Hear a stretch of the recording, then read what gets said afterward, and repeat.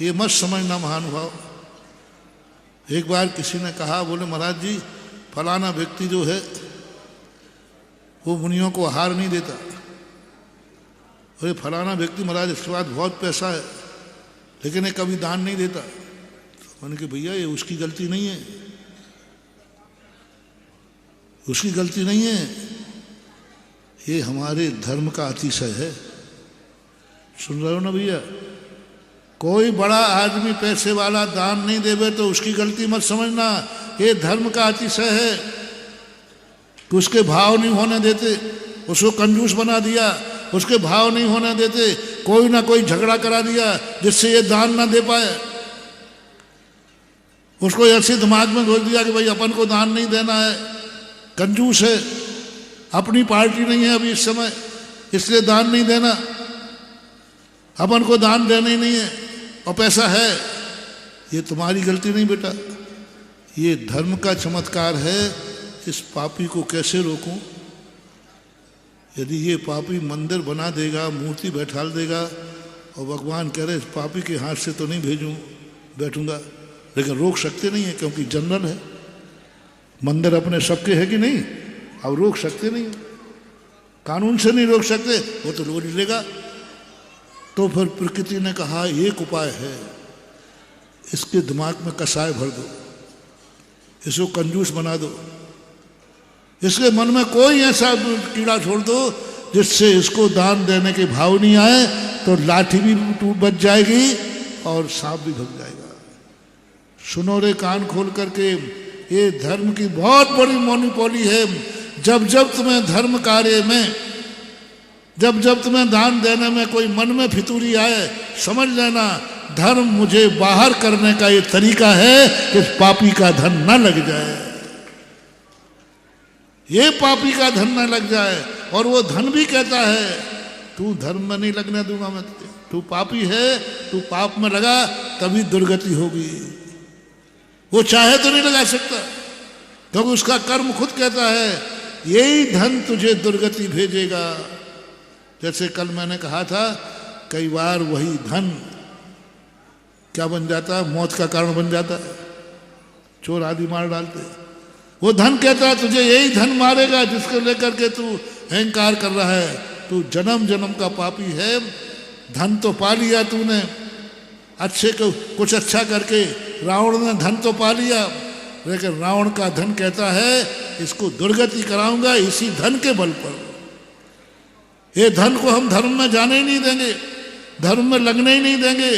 इसका धर्म पाप में लगाओ खूब, पाप की बात आएगी तो दोनों हाथ से उलीचेगा, धर्म की बात आएगी तो कुछ भी नहीं देगा। ये उसकी गलती नहीं है, एक धर्म का अतिशय है और कर्म का, तेरे खुद कर्म का ये फैसला है। महाराज इसके बाप दादे आहार देते थे, आजकल वो आहार देते नहीं, मुनियों को मानते नहीं, उसकी गलती नहीं है, उसकी गलती नहीं है। ये हमारी अंजलि का चमत्कार है कि पापी के हाथ से आहार नहीं लेना है, तो उसकी बुद्धि कर दी कि पंचम काल में मुनि होते ही नहीं। बुद्धि करो इसकी भ्रष्ट, वही तो दे देगा ये, क्योंकि जैनी है, जैन कुल में है, महाराज को आहार दे देगा, कोई नहीं रोक सकता, चौका लगाएगा आहार देगा। और धर्म कहता है पापी के हाथ से नहीं लेना।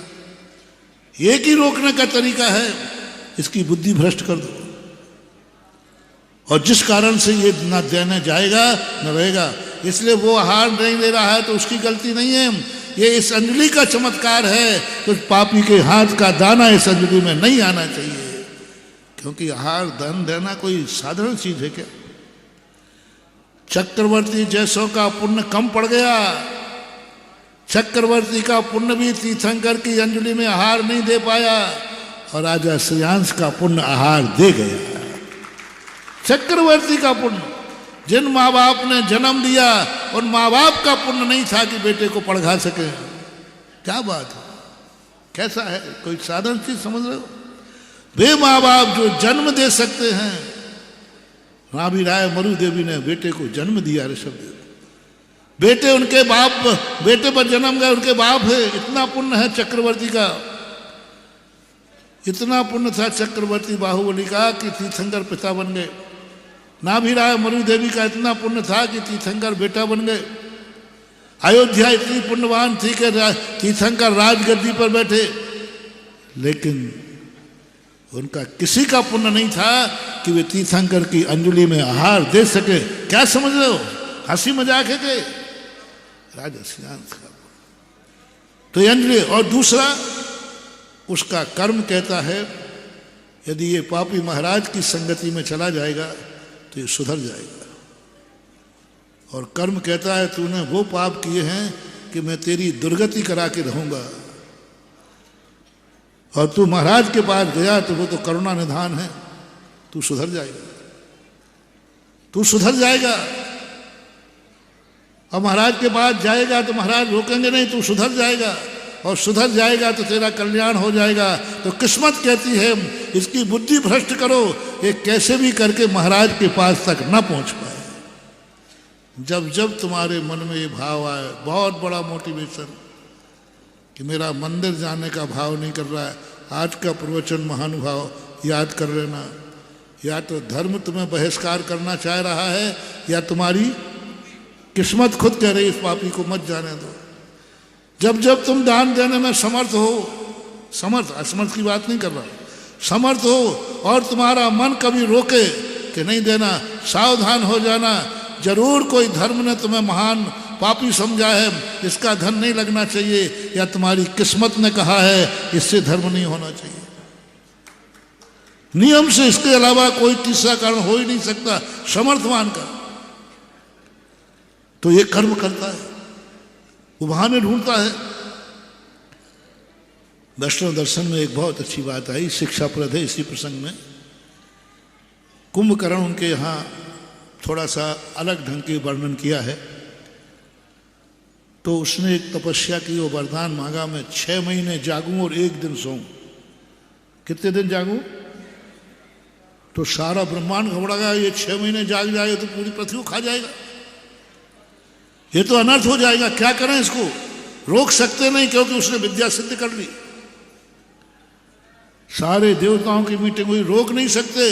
वो इतनी मंत्र फेर रहा है कि उसको सिद्ध तो वरदान तो देना पड़ेगा, कोई नहीं रोक सकता।